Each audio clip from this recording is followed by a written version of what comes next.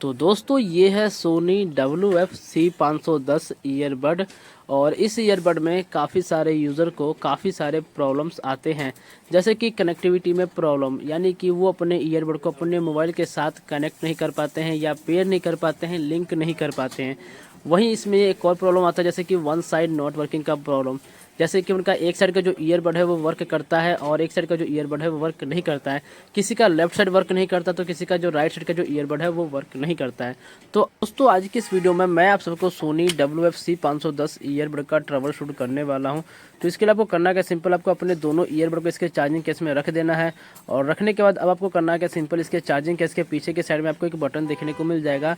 तो हमने इस बटन को प्रेस एंड होल्ड करके रखेंगे 20 सेकंड के लिए। तो यहाँ हमारा चार्जिंग केस का जो LED लाइट इंडिकेशन है इसमें आपको ऑरेंज लाइट ब्लिंक करना स्टार्ट हो जाएगा।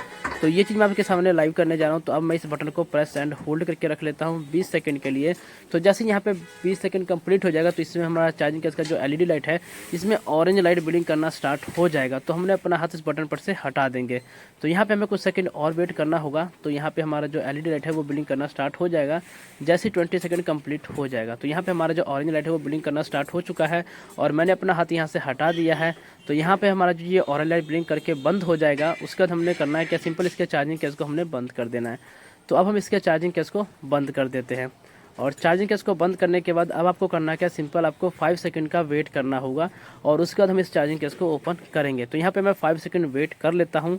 तो 5 सेकंड कंप्लीट हो चुका है। अब मैं इसके चार्जिंग केस को ओपन करता हूँ। तो जैसे हम इसके चार्जिंग केस को ओपन करेंगे ठीक वैसे हमारा Sony WF-C510 earbud troubleshoot complete हो जाएगा। और अब आपके जो ईयरबड में वन साइड नॉट वर्किंग का प्रॉब्लम था, कनेक्टिविटी में प्रॉब्लम था, पेयरिंग में इशू था, वो सब सॉल्व हो चुका होगा। अब आप इसे अपने मोबाइल के साथ इजीली कनेक्ट कर सकते हो और चेक कर सकते हो इसमें जो भी प्रॉब्लम था वो सब सॉल्व हो चुका होगा। तो गाइस इस तरीके से आप सब अपने सोनी WF-C510 ईयरबड को ट्रबल शूट कर सकते हो।